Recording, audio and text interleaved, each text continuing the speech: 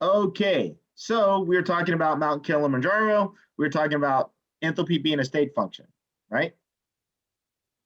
Or I was talking about state function, internal energy being a state function. Okay, so now what I mean by a state function is, and I think I said this last time, is it doesn't matter the path you take, you're going to end up at the same point, right? So here we could basically go start from the base and go straight up, right? Or we could take this path. Or we could get a helicopter to fly us in and drop us off at the summit. The goal is to get to the summit, right? So it doesn't matter the path that you take, okay? So this is going to be the same thing when we start talking about enthalpy and how we understand and work with enthalpy, okay? So let's figure out what enthalpy is. So enthalpy is going to be the sum of the internal energy and basically work that's done by pressure and volume. So U plus PV, okay? And as I said, enthalpy is a state function. So that means that I can basically take a whole bunch of little reactions to make one big reaction, or I could do one big reaction and it'll give me the same result, okay?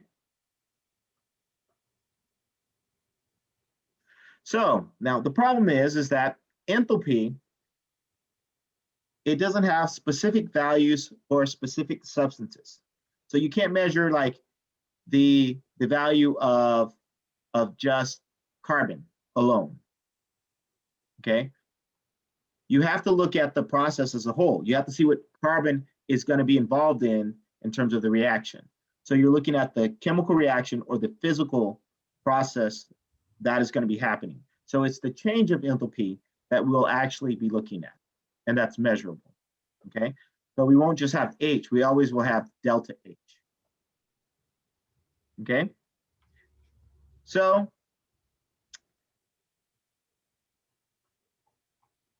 in chemistry, and particularly in what we're doing, a lot of our containers are always open and stuff like that. So we're basically doing it at a constant pressure. So in this case, we're saying that pressure is going to be maintained constant. So the only thing that's going to be able to change is your volume. So then we can sit there and change our equations in terms of the change in enthalpy, delta H, is going to equal to the change in internal energy plus the change, pressure times the change in volume. Okay. So the pressure times the change in volume is going to represent pressure volume work. And if you guys remember, about 5 to 10 slides back from our last lecture, that delta U is equal to Q plus W. So if the change or pressure times the change in volume is equal to the minus volume, we can sit there and plug both of those into the equation, and we get delta H is going to be equal to, in this case, QP, meaning at a constant pressure, plus W minus W. So as a result of it, we could just simply say that the enthalpy is going to be equal to the heat at constant pressure. Okay? So it's a long way of saying delta H is going to equal Q, P, okay?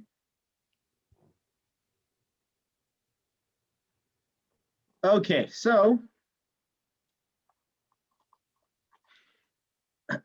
as I said, usually we do our experiments in open containers, right? Beakers, flasks. You know, it's never in a closed container where we're actually allowing pressure to build up or anything like that. So it's constantly being exposed to atmospheric pressure. So all of this is done is basically at atmospheric pressure, okay? Okay, so now let me show you how it all works out.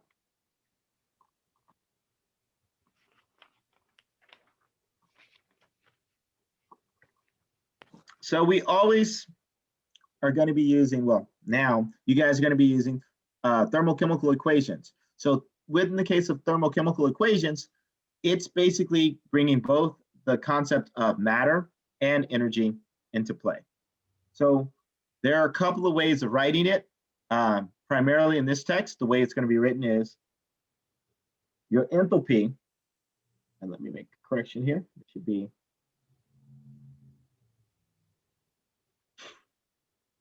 so enthalpy is basically measured. It's usually the units are kilograms per mole. So it's based upon how much moles you have. And so you normally would have to multiply it by a molar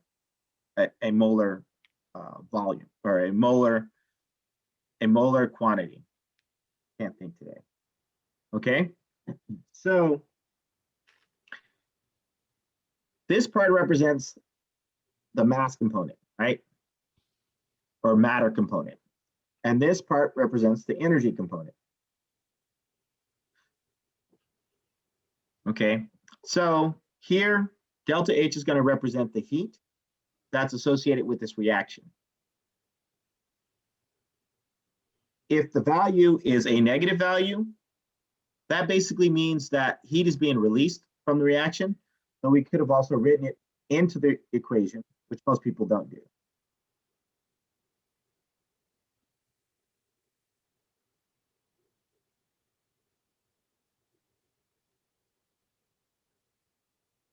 But there are a few books that will write it that way.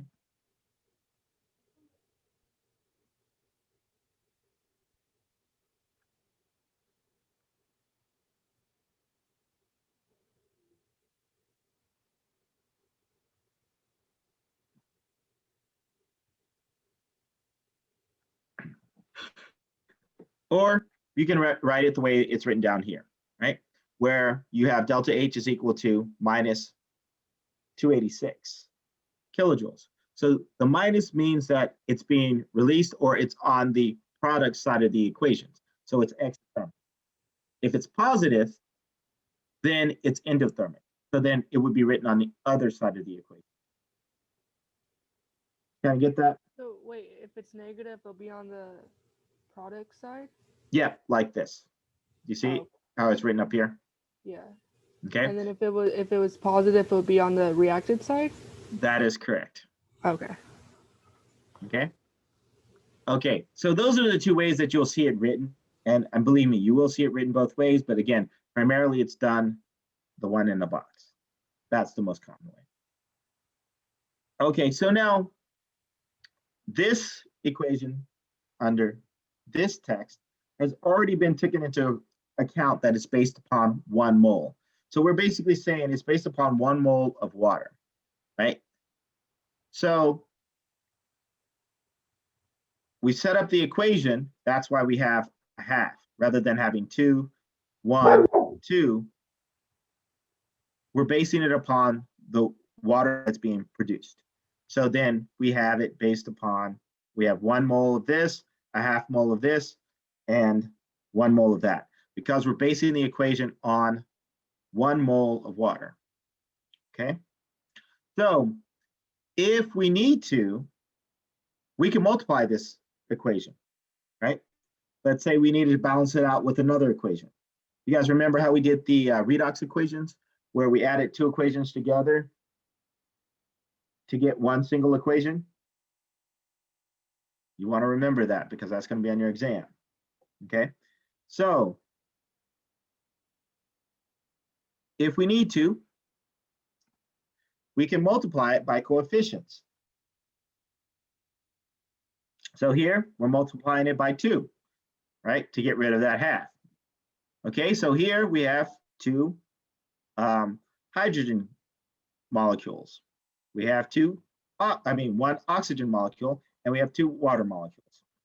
Okay, we also have to multiply the enthalpy by 2 as well. So what we do to the equation, we have to do to the enthalpy. So if I wanted to divide the first equation by half, then I multiply everything by half. And so that means I'd have to do that again to the enthalpy. Simple? Alexis, are you with me? Yeah. Okay. You're just putting your pin in your chin, so I don't know. Well, yeah, it's because I'm looking at everything. I'm trying to understand. So yeah, I get you though. Okay. Good point. Okay. So now, since it's dependent on that molar mass, the fact that we can multiply by all those things and it'll affect it, right? Enthalpy is an extensive property. Okay, we're good?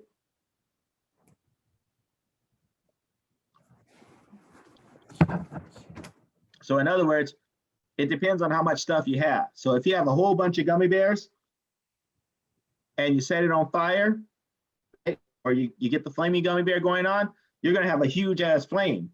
You're going to release a lot of heat, right? Makes sense? More you have, the more heat you have. More logs you have, more heat you have. Yeah. Okay. Okay. So we're good so far? We're really good? You feeling it? Yeah. Okay. So the other thing that you want to pay attention to is the states. States play a huge role in terms of how much enthalpy is involved. So for instance, here we're talking about hydrogen gas, oxygen gas, and liquid water. So in this context, the enthalpy is negative 286 kJ per mole. Okay, kilojoules per mole. So in the case of when we have gaseous water, the enthalpy is different. Our delta H is negative 242 kilojoules instead of 286 when it's a liquid.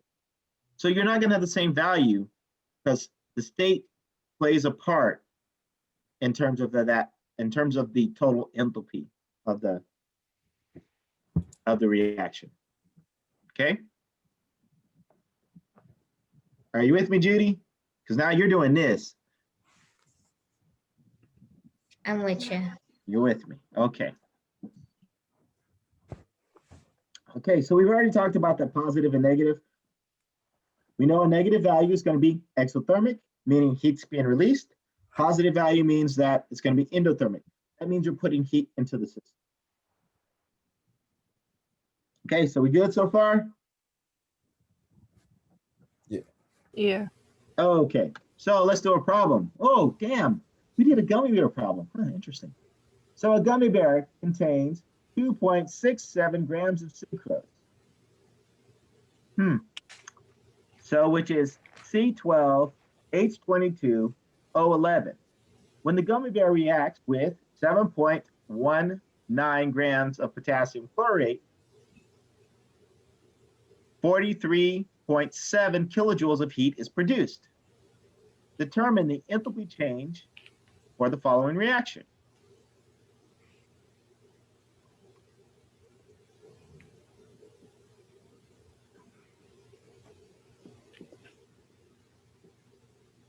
Okay, so what do you think we're going to do?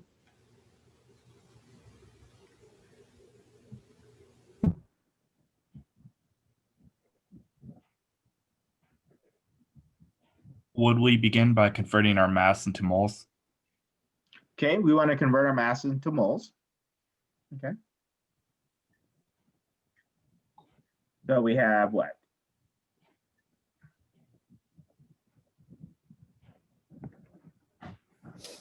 Grams of sucrose.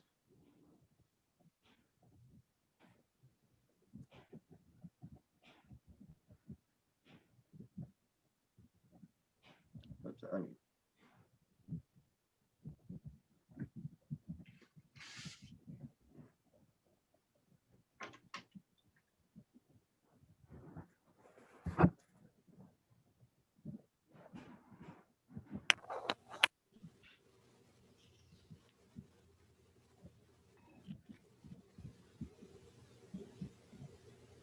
Okay, so how would I convert this to moles?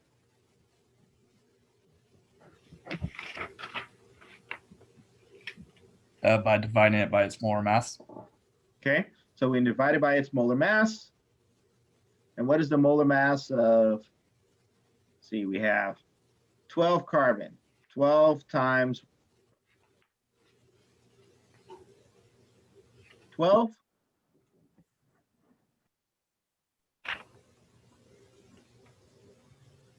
How many hydrogens do we have? 22. Okay, mass of hydrogen. 1. So that's just 22. Oxygen, 11. how many oxygens? 11. And the mass of oxygen? 16. Oh, my age.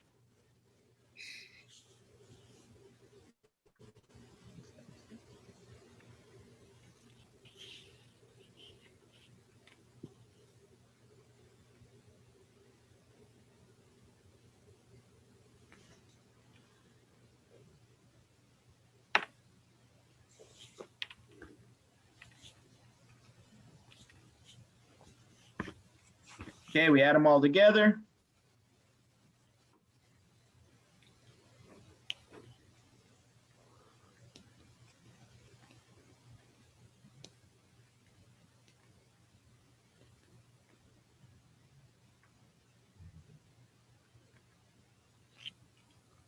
So I got 342. Is that what you got?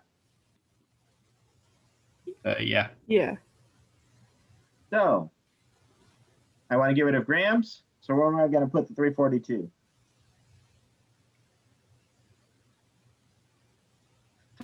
Per bottom.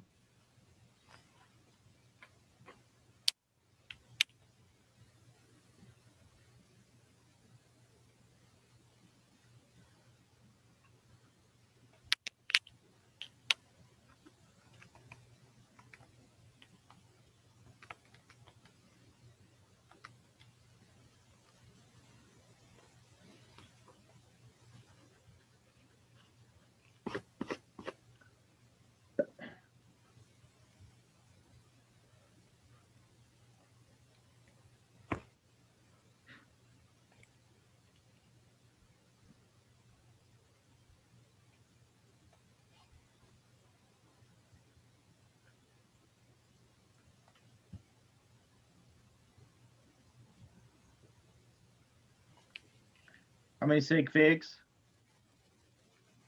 3.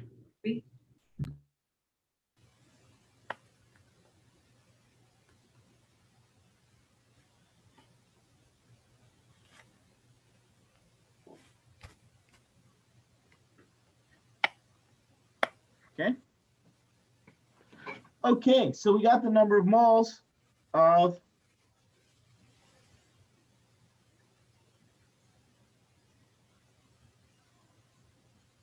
our sucrose. And if we looked at our chemical equation, we're basing it on that 1 mole. If we were calculating the enthalpy, we would be basing it upon 1 mole of the sucrose, right? Because everything is like 8, 12, 11, 8. This one is 1, right? So if we wanted to find our delta H, it would be based upon that 1 mole of sucrose.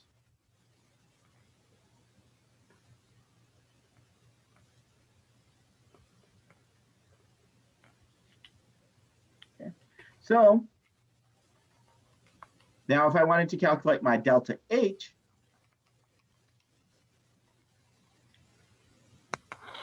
based upon 1 mole of sucrose, and this is the delta H for, or this is the heat for, if I can think straight, this is the heat for 2.67 grams of sucrose.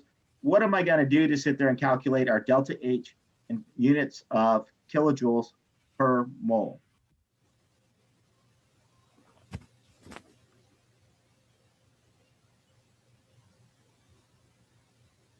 Do you divide the 43.7 kilojoules by the moles of sucrose to get That kilojoules? is correct.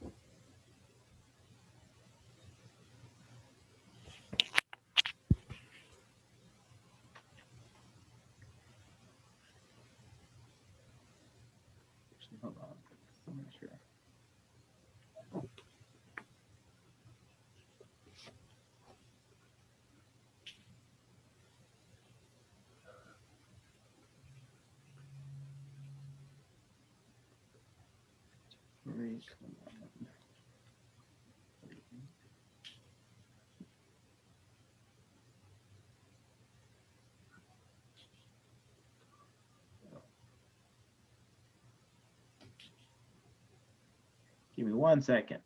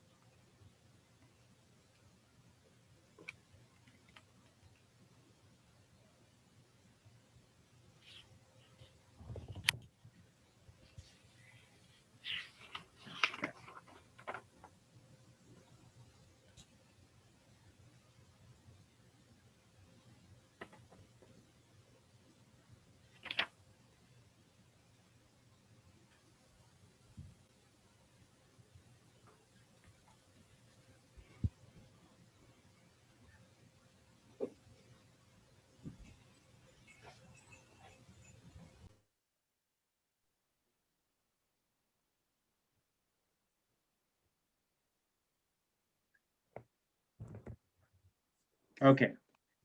So before we get to that point, right? We have one other thing to take in consideration. So we have potassium chlorate and we have sucrose, right?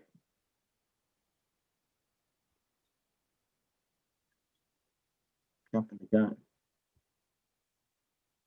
For our reactants. Is that true? Yeah. So how do we know if one of our reactants is limiting or in excess?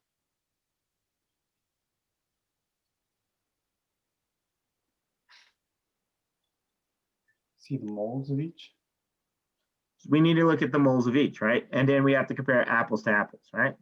So how many moles would I need of potassium chlorate if I have this many moles of sucrose?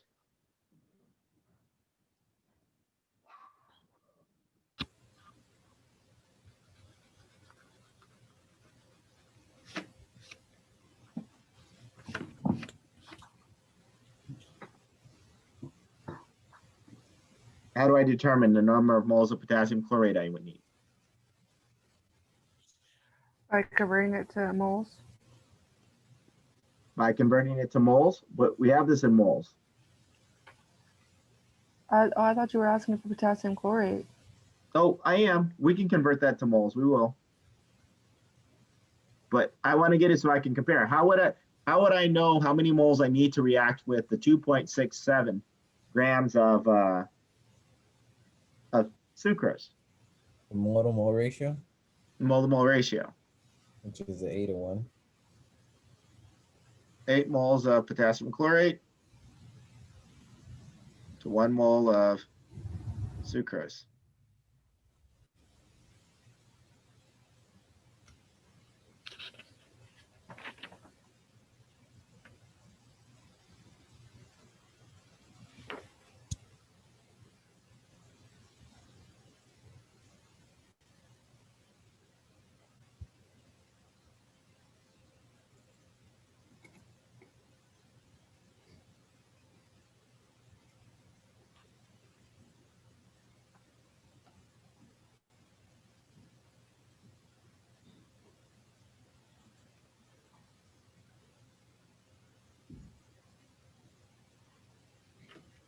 Okay. So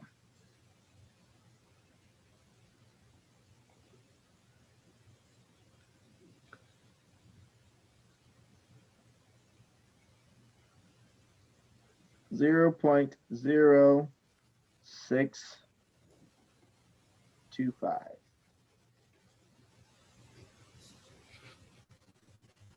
moles of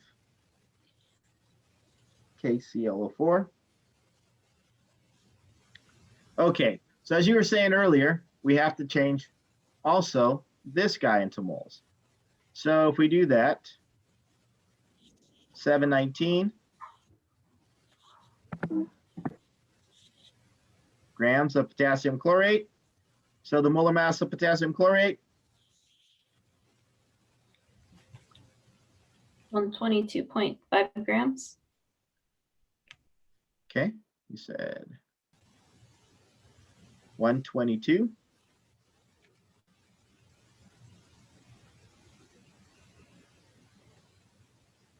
$122.5, you said? Yeah.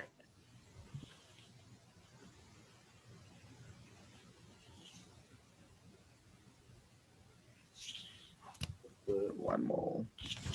It's good. Okay. ClO4.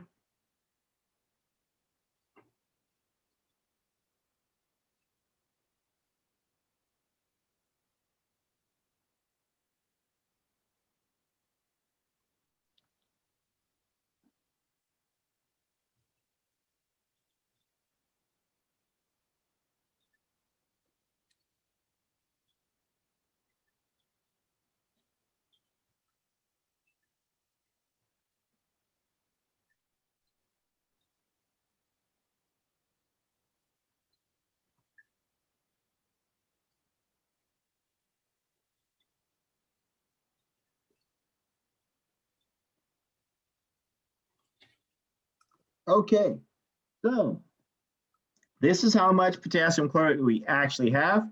This is how much potassium chlorate we would need to react with the sucrose. So which one is going to be limiting? The potassium chlorate. So our potassium chlorate is actually our limiting reagent. Okay, so since our potassium chlorate is our limiting reagent,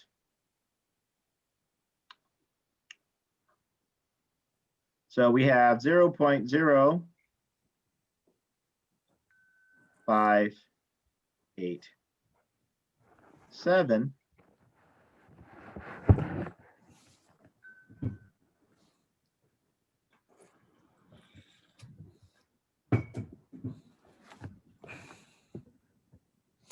moles of potassium chlorate.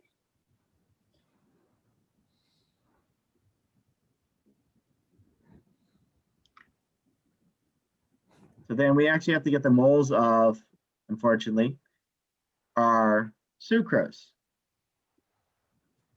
that we would have by this reaction. So we have to go back to sucrose. So in this case, what are we going to do? If we want the moles of sucrose that are going to be used up, how would I calculate that? Would you use a ratio again? I would use the ratio. So we have 8 moles of potassium chlorate. That's going to be on the bottom.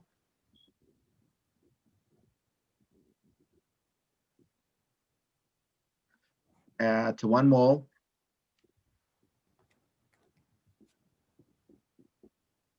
Let's see.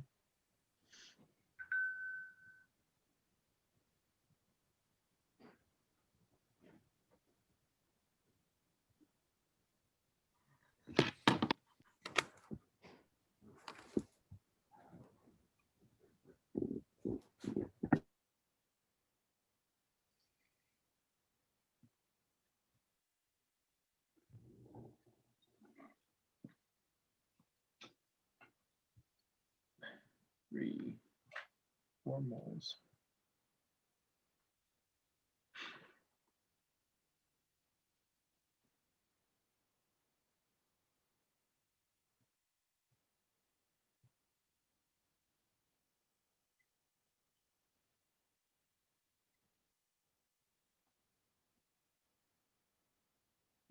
Okay, and then we can come down here. Let me fix this.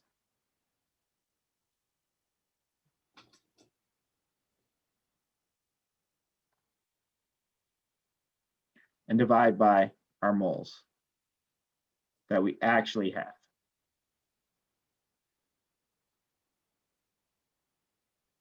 Oops.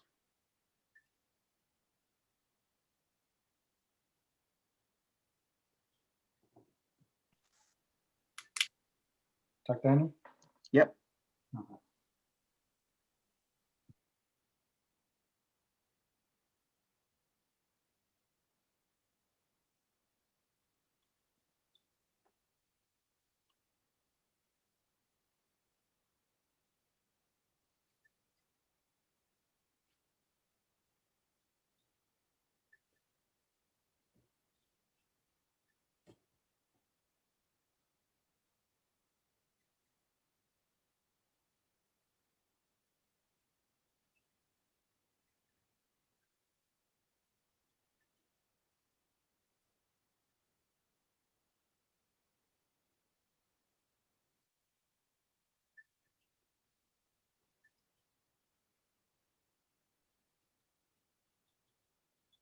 Oops.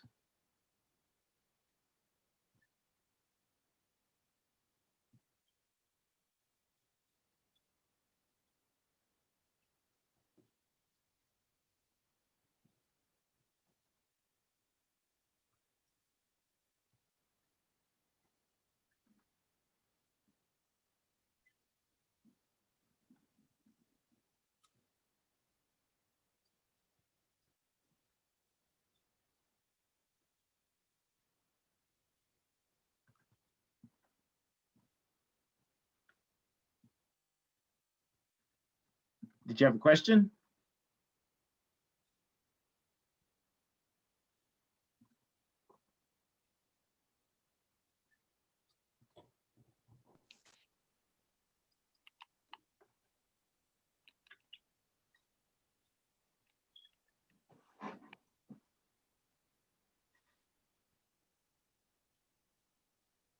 You have it. Look. Raphael. Yeah, I got 59,536. 59,536. Yeah. It could be I entered it wrong. Yeah, 59,536. I got 59. Wait, 59,530. Yeah, but three. How many sig figs? 3? 3 sig figs. 1, 2, 3. So if you have 59, 5, 3. Oh, hold on. Let me check. I see what you're saying. Yeah, yeah. I'm off by a factor of 1,000. Let me check. Yeah, Hold on. okay. I thought you were supposed to do something because of the kilojoule. Hold on. 437 divided by 0.00734.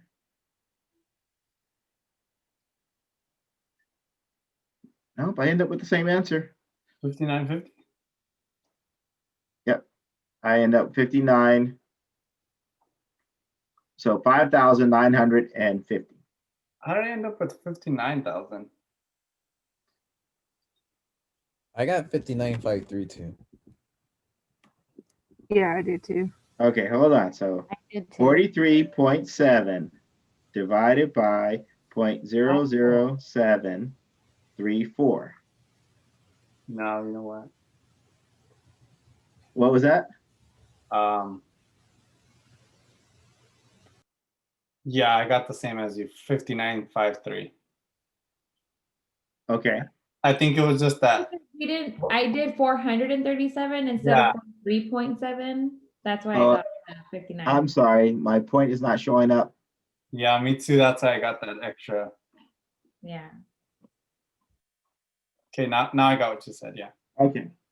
Okay, are we good? Okay, so anytime, and that was, I almost did the same thing. I was in autopilot, right? So we had a reaction that was going on. We have two reactants, two values for reactants. One isn't limiting or anything like that. We didn't know that.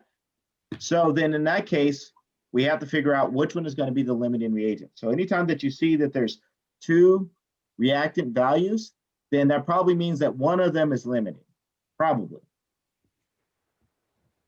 So you just want to be sure. Because at first, we were just going to look at sucrose only, right? Because that made sense. But we also have potassium. And you can only have a complete reaction if you have both of your reactants, right? Correct. Okay. Okay.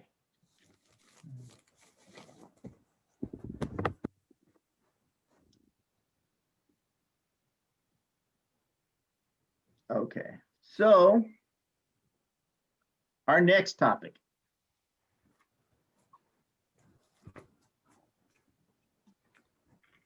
Standard state, okay? So standard state basically means that you have one bar. One bar is approximately 1 atmosphere, approximately. The one bar actually equals 0.987 atmospheres. And it also, standard state means that if it's solutions, it's at 1 molar concentration. So we use standard state as a reference point to basically determine properties for just about every type of condition. Okay.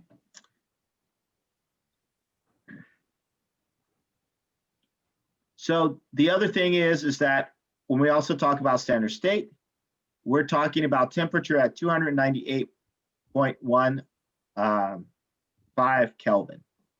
So which is roughly 25 degrees. Okay. So, and we use the superscript as the dot to represent standard state.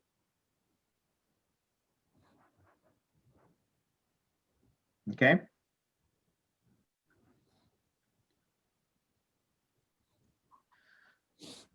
Okay, so we have tables upon tables upon tables upon tables of reactions that are happening at standard state conditions.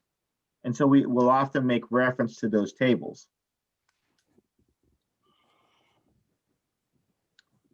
And again, enthalpy is normalized on a per molar basis, like we just did for that last chemical equation, right? We put it per moles, and it would be per moles of usually the main reactant that we're looking at, or the main product that we're looking at.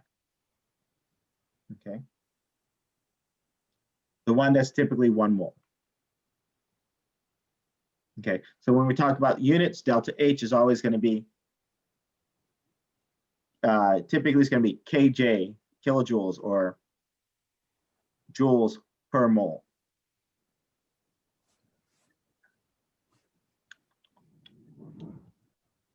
Okay, so when we start talking about combustion, so the enthalpy of combustion at standard state is going to be the same thing. The only thing now, we just put a little C there to let us know that something's catching on fire. And in that context, it's going to be based upon 1 mole of substance that's burning. Okay, so usually your hydrocarbon is going to be based upon 1 mole of your hydrocarbon. Okay. So this here is the enthalpy of ethanol, the combustion of ethanol. So again, if you look, we set up our equation. We made sure that it's 1 for that. And then the delta H, our standard state, or the heat of combustion, is minus 1,366.8 kilojoules. Okay. Questions, concerns, Cash?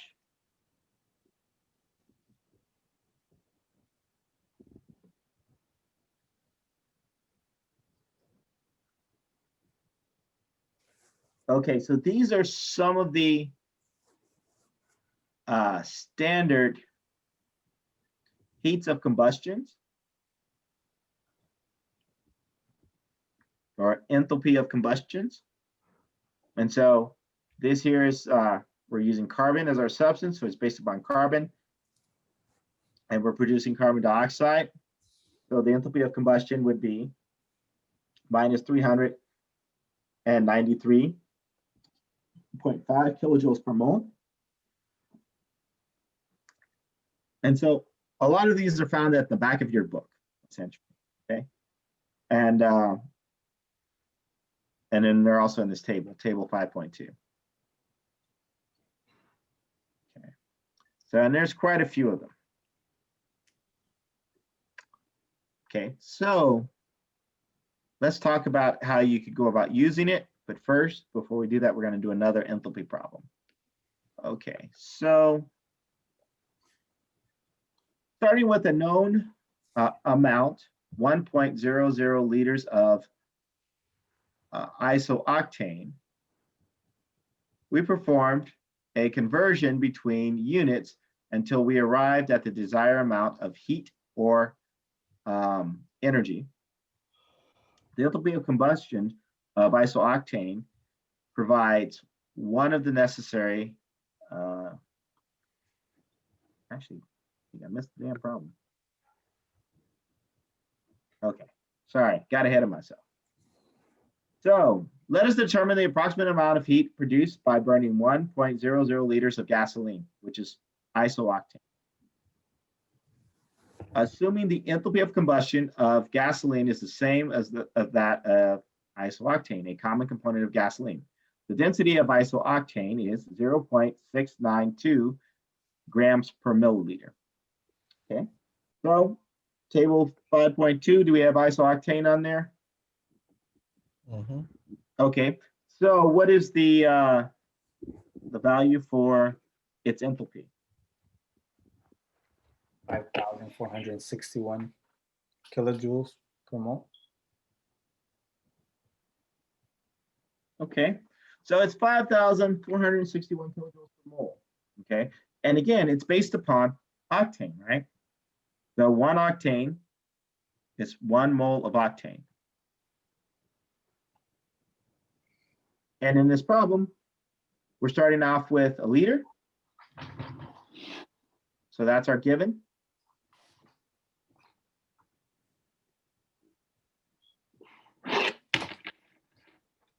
Oops.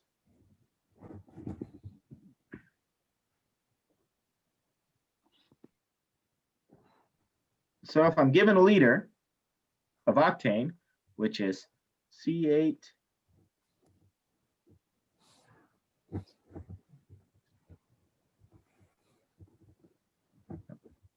6 plus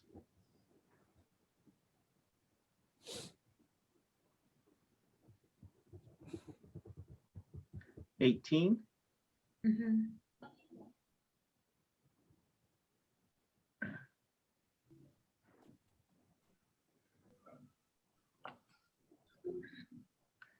So what am I going to do? What is the first thing I'm going to do? Convert it to milliliters. Convert it to milliliters? Okay, so how do I do that?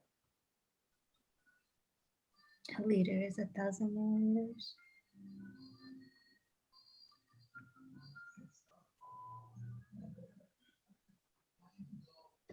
Okay, now I got it in milliliters. What am I going to do now? Use the density to turn it from volume into mass.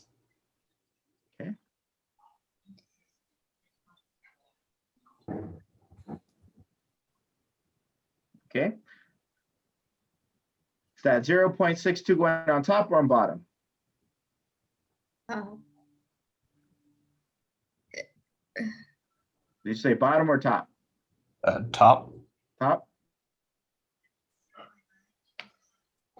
Okay, so milliliters are going to cancel out, liters are going to cancel out, and then we're left with grams. Okay, what am I going to do with my grams?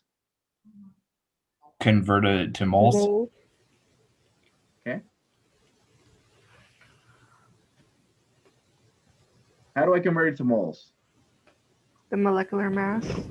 Okay, so we know that we have 8 carbons and 18 hydrogens. So hydrogen weighs what again? 1. 1. So 18 times 1.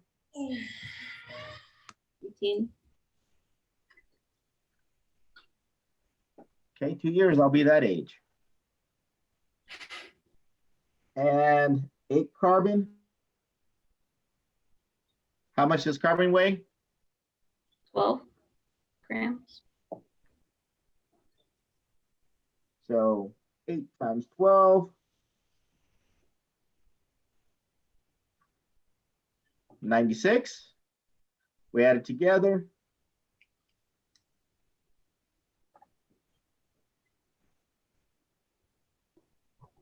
$114.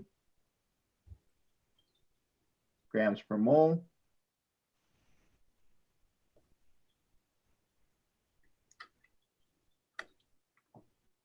Okay, so what am I going to do with that?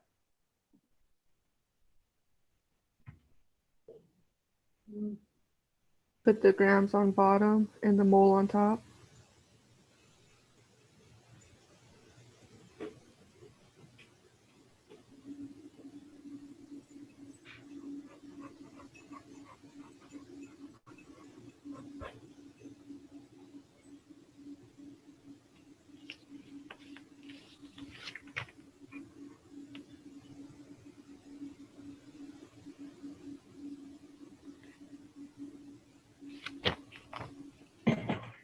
Okay.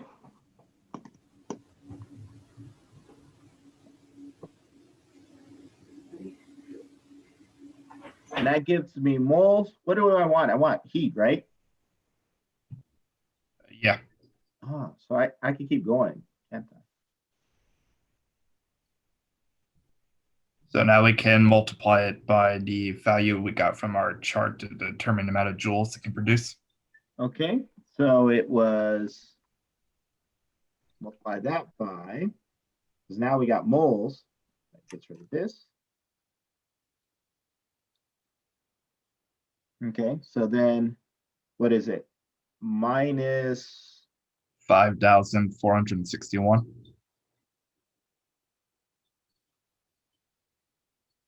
kilojoules per 1 mole.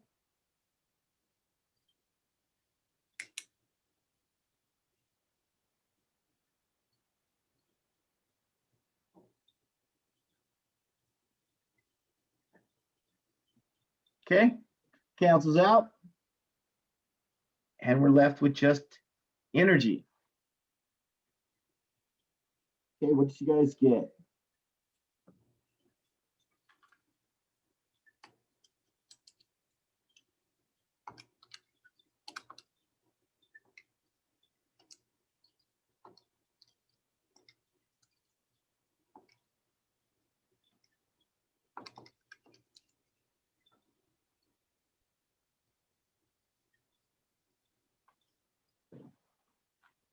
Negative 30,100.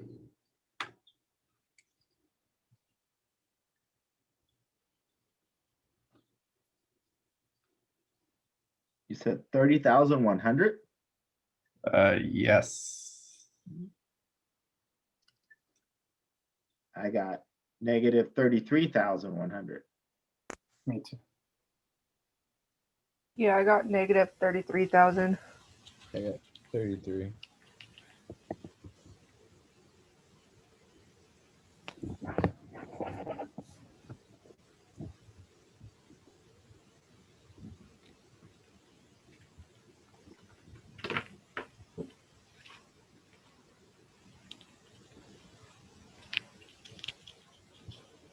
Check.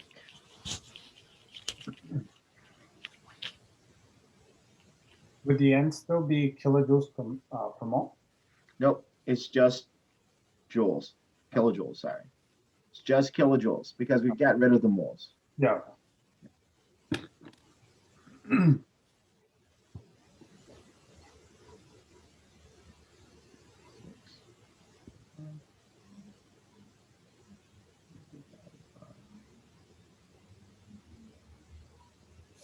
Yep.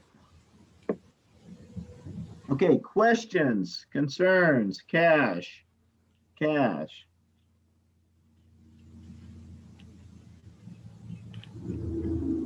Okay, good. Piece of cake, ready to move on? Okay, let's learn some more.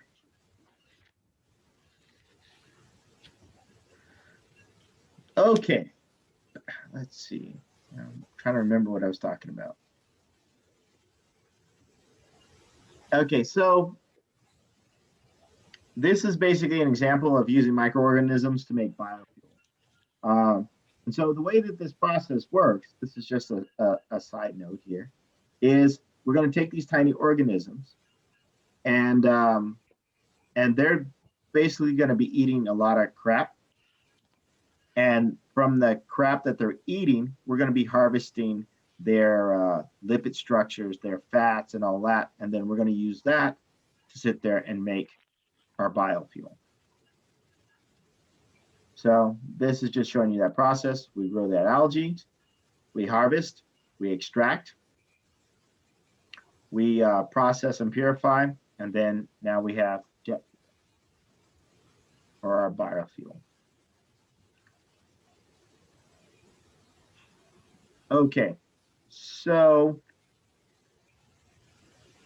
now when we talk about that standard state of formation, remember when I told you that we could sit there and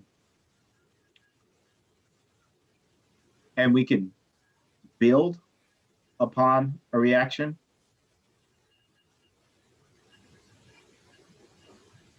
Or, I'm sorry, let me take a step back. Standard state of formation is when you have your pure elements coming together to make a compound. Okay, so the enthalpy of formation, delta H of formation, is pure elements coming together to make a compound. So pure carbon and oxygen coming together make carbon dioxide. So our delta H formation is going to also equal the same as our delta H standard state. And again, we're making the assumption that this is based upon 1 mole of our pure substance that we're generating in the case of our formation. So in this case, we're looking at CO2. This is based upon 1 mole of CO2. So our enthalpy, the actual units would be negative 393.5 kilojoules per mole. Okay, so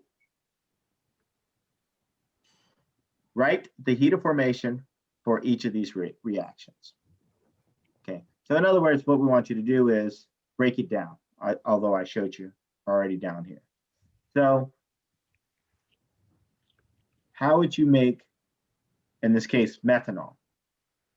So methanol is made up of carbon, hydrogen gas, and oxygen gas. So what you want to do is put all of those elements into your reactants, and they're going to yield our product.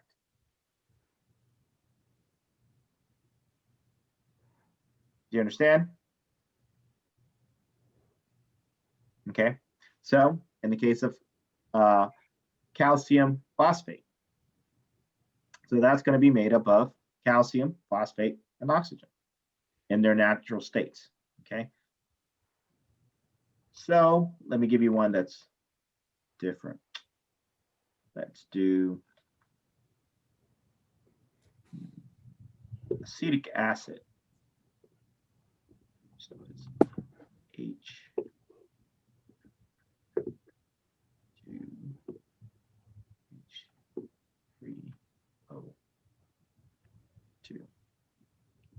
Okay, acetic acid.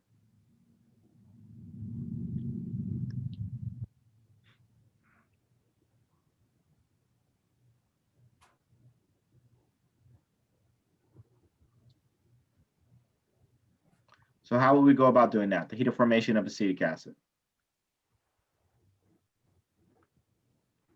You would break it up to the elemental states. Okay, so then what would my answer be? H2 plus, is that carbon just one? Carbon is just, that's a two Oh. carbon. Okay.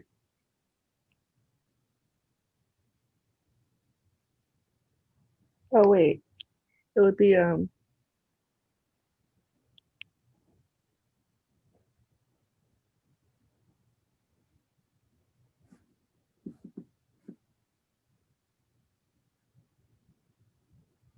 So we'd have H2.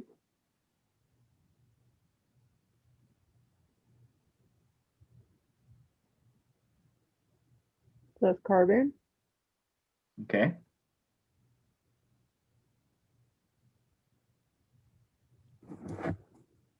And it would be hydrogen again. Oh, But we're going to just say they're together. So we can use both because you're only going to list it once. okay. And then just O2. O2. Okay, and then we just got to balance it, right? Yeah. So that we end up with our products. So at the end of the day, we just want one copy of HC2H3O.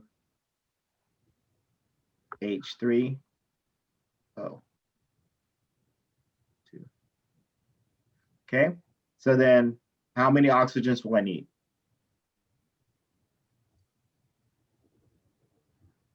None. I don't need any, or just the one that's there, right? Yeah. Okay, how many carbons? 2, 2, How many hydrogens? 3, I need 3, 5, 2. 2.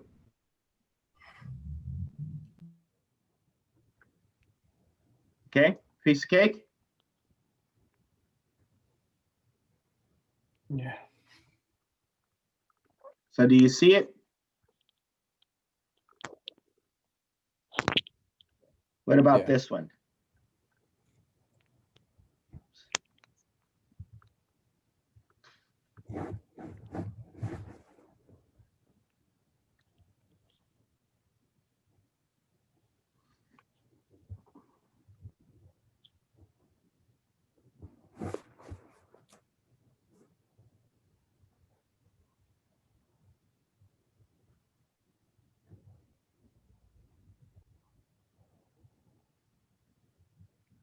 Do you want us to write the formation for A and then magnesium sulfate?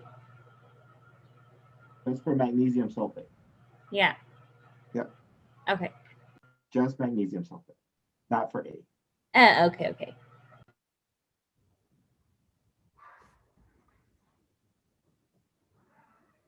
Okay, so what is it going to be the heat of formation for a magnesium sulfate reaction?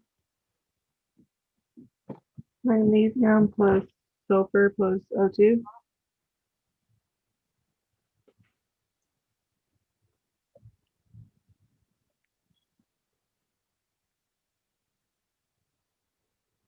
So what is the natural state of sulfur?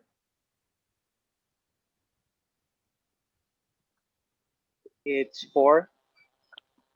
Are you sure? Is it 8? It's 8. That is correct. Phosphorus is 4. And it's solid plus O2 gas.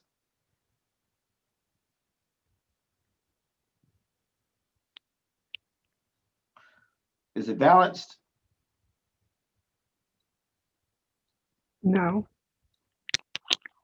So what do I need to balance it? 2 in front of the O2. Okay.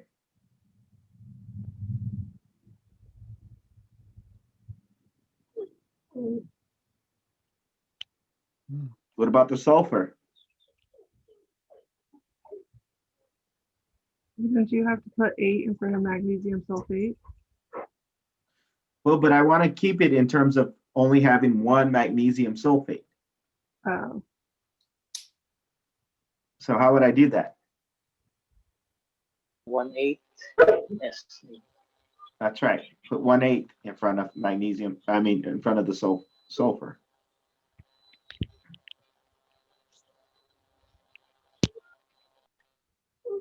Kind of like what happened down here, the half. Okay.